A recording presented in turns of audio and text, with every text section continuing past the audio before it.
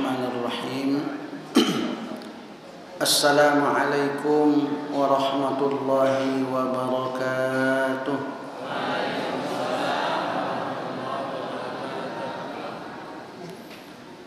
Alhamdulillah, wassalatu wassalamu ala rasulillah Sayyidina Muhammadan ibn Abdillah wa ala alihi wa sahbihi wa mawala. La hawla wa la quwata illa billah. Rabbi shrah li sadri wa yassir li amri wahlul 'uqdatan min lisani yafqahu qawli. Qala Allah ta'ala fil Qur'anil Karim, A'udzu billahi minasy syaithanir rajim. Bismillahirrahmanirrahim. Wa ma umiru illa liya'budullaha mukhlishina lahuddin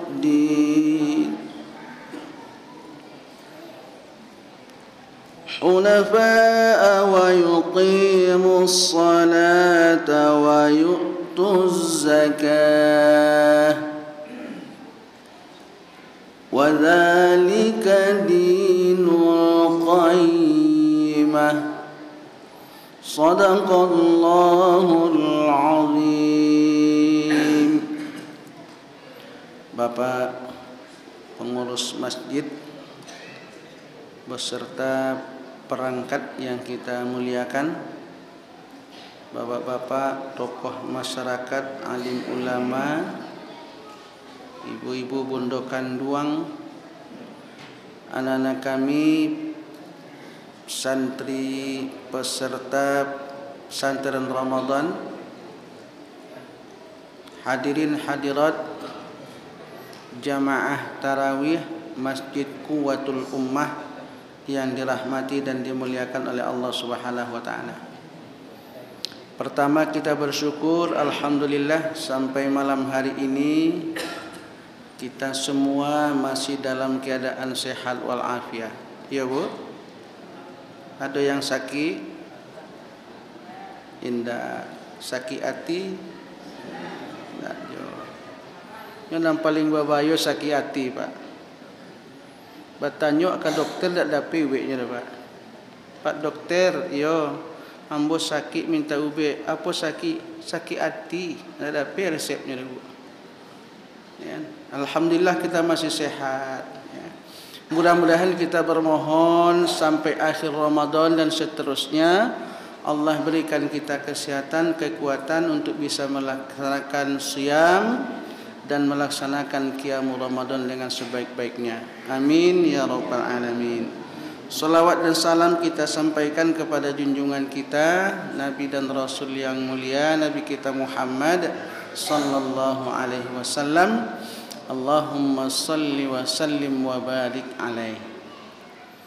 Malam ini judul yang disediakan untuk kita jadikan topik ceramah kita adalah syarat diterimanya ibadah. Ya, syarat diterimanya ibadah. Ibadah itu ismun jami'un likulli ma yuhibbullah wa yardahu minal aqwali wal af'ali zahiratan wa batinah. Seluruh nama terhadap apa yang dicintai dan diridhoi oleh Allah, baik berupa perkataan maupun perbuatan, zahir dan batin. Itu pengertian ibadah, Pak.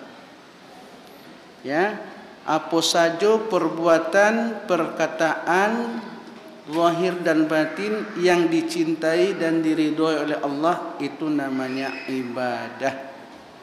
Ya Bu, kita tausiah kini kok ibadah apa enggak kok? Ibadah. Karena rasanya enggak mungkin murka Allah dah kan? Masa kita mengaji zikir murka Allah? Ibadah. Ya. Jadi dari itu sangat luas. Karena itu ada ibadah yang syarat dan ketentuannya serta tata caranya sudah diatur. Itu namanya ibadah mahdhah. Salat, puasa, zakat, haji dan sebagainya. Nah niku namanya ibadah am.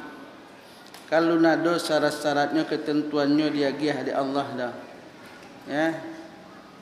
Orang yang buliah mengikuti tausiah harus usianya 40 kan ada Bu. Ya. Yang ikut tausiah ndak buliah anak-anak ada dah. Ya. Jadi itu namanya ibadah yang bersifat umum. Ya. Bapak dan Ibu yang dimuliakan dan dirahmati oleh Allah Subhanahu wa taala. Nah, kini ko pertanyaannya apa syarat supaya amal, perbuatan, perkataan itu bisa diterima? Ya. Maka syarat pertamanya adalah iman kepada Allah Subhanahu wa taala. Ya. Orang yang melakukan amal soleh, perkataannya elok, perbuatannya elok, tapi dia tidak beriman. Atau orang yang melaksanakan ikutnya solat, tapi dia tidak beriman, Bapak. Itu tidak ibadah nama itu dah. Tidak diterima. Di kuadona misalnya kawan-kawan awak, ya, maaf mungkin yang non muslim ingin cuba-cubanya mencari, tidak ada, tapi dia tidak masuk ibadah dia Pak. Kalau syaratnya tidak terpenuhi iman. Nah, maka syarat ibadah diterima itu pertama iman kepada Allah Subhanahu wa taala. Ya. Sebab iman ini memiliki kekuatan yang luar biasa terhadap diri manusia. Iman itulah nan kan mengontrol awak. Ya. Iman itulah yang memotivasi awak. Iman itulah nan mengendalikan awak. Ibu-ibu hadir kini ko solat tarawih, siapa menyuruh? Udawa. Nah, siko Pak. Ya. Iman nan menyuruh kita untuk hadir. Kita tidak melakukan maksiat, siapa yang mencegah? Iman. Ya. Karena iman itu memberikan pemahaman pada kita bahwa apapun yang kita lakukan dan apapun yang kita perbuat, tidak ada satupun yang luput dari penglihatan dan pengawasan Allah. Syaratnya pertama iman. Dan kedua niat. Ya. Niat itu tidak usah kita pertentangkan Bu, mau di dalam hati mau kita lafazkan atau tidak. Ya. Itu tidak akan pernah selesai persoalannya. Tapi nan jalan niat itu adalah qasdus syai' bimuqtaranam bi fi'li. Ada keinginan yang kuat untuk melakukan sesuatu lalu dibarengi dengan perbuatan. Itu namanya niat, Pak. Ya. Jadi kalau ada orang berniat solat tapi belum solat tu lalu niat namanya itu, Pak. Nya qasdus syai' bimuqtaranam bi fi'li. Lalu dilakukan. Ya. Oh nanti lihat niatnya itu apakah pakai lafaz ustaz atau tidak, mahal niat itu dalam hati. Nah, jadi terserah. Ya. Jadi syarat yang kedua ibadah itu diterima niat. Puasa kalau tidak meniat sah tidak Bu? Tidak sah. Solat tidak berniat tidak sah. Haji tidak niat tidak sah. Ya. Maka syarat kedua itu adalah niat. Ya. Jadi niat itu sekaligus juga pembeda antara pekerjaan kebiasaan adat dan pekerjaan ibadah. Mandi, kalau tidak berniat bisa mandi biasa, Pak. Jadi kalau misalnya ada orang yang mandi janabah tidak berniat mandi janabah, sama dia mandi adat namanya, Pak, kebiasaan, tidak terpenuhi. Maka syarat kedua niat. Innamal a'malu binniyat. Sesungguhnya iman itu amat bergantung pada niat. Asbabul nurut hadis ini kan berkenaan dengan kisah seorang pemuda tu, Pak. Nabi hijrah, nyu hijrah yo. Nabi hijrah karena Allah dan Rasulnya, hijrah karena ada perempuan yang ingin dinikahinya. Ya sekadar itulah. Nah, jadi syarat nan kedua niat. Ya. Syarat nan ketiga ikhlas. Nah, ikhlas, Bu. Ikhlas itu artinya melepaskan keinginan lain dari suatu perbuatan ibadah itu selain hanya mencari ridha Allah. Keinginan lain dilapehan, Pak. Tidak ada keinginan lain masuk ke dalam doh. Ya. Semata-mata hanya karena Allah, ya, libtigha'i mardatillah, untuk mencari keridhaan Allah. Jadi kalau ada tujuan lain itu hilang, Pak. Ya, maka beralih nanti menjadi riya. Dan perbuatan amal yang dilakukan tidak ikhlas itu tidak diterima oleh Allah. Saya pernah memberikan contoh kepada ibu-ibu di sini. Misalnya ibu-ibu, kini kan bulan puasa, Pak. Kebiasaan kita kalau bertetangga itu kan sering mantan pabukuan. Entah kalau kini lebih kurang. Kalau dulu kan acot tuh. Si A datang mantan ke si B. Misalnya ada tetangga kita si sabalah rumah, tetangga A namanya. Dia membuat holding. Lihat tahu bu holding? Kolak dingin. Kayak terlambat istilahnya, Pak. Holding. Nyobuek holding. Tibonya ke rumah Bu. Assalamualaikum. Waalaikumsalam. Bu, iya. Ambo membuat holding. Kolak dingin, Bu. Tapi kolak dingin ko yo untuk sianu mau buat. Hanya ndak ado, ibu ambil seladi. Kira-kira hati ibu senang ndak narimanya? Ya. Lanyo kecian untuk sianu, Pak. Akhirnya gini kawa. Ambo rasul ndak senang hati awak menerima lo. Tapi kalau nyokecian, Bu, ambo tadi buat kolak dingin kuah. Yo sabana niat amon tu ibu nyokowa. Tarimolah. Benda nak tangguang sana hati narimo Bu. Kok indah na lama holding tu jadi lama. Karena apa? Karena diperuntukkan untuk kita. Nah, ibadah yang tidak diperuntukkan semata untuk Allah tidak diterima. Awak so kan tidak senang hati di paduan dah, Bu. Le senang hati di paduan, Bu. Tidak senang dah. Apalagi Allah. Maka ikhlas itu penting. Itu menjadi syarat amal diterima. Ya. Jadi kalau tidak ikhlas, perumpamannya kan itu sederhana kita buat. Jangankan Allah, kita saja kalau di paduan orang bukan tujuan utamanya awak, pasti hati tidak senang menerima. Kok diterima nah, tapi kan hanya sekedar menggembirakan orang nan magianya, Pak. Tiba di rumah mungkinlah malih makannya. Kan untuk awak dia genyo kalau dia gia lo kalian. Tapi awak menolak malih. Kan itu lebatnya kita orang. Menjaga perasaan orang tinggi dia, Pak. Kan tak mungkin awak tolak doh. Batarimo saya. Walaupun beko tiba di rumah baca cong. Yang mau itu saja tuan. Ya kan? Tapi menolak tak bisa. Itu pun menurut ambo ibadah aja tu, membuat orang senang. Tidak ada, Bu. Ya. Nah, itu syarat nang kabar tadi, Bu. 1 iman, 2 niat, 3 ikhlas. Ya. Maka ikhlas.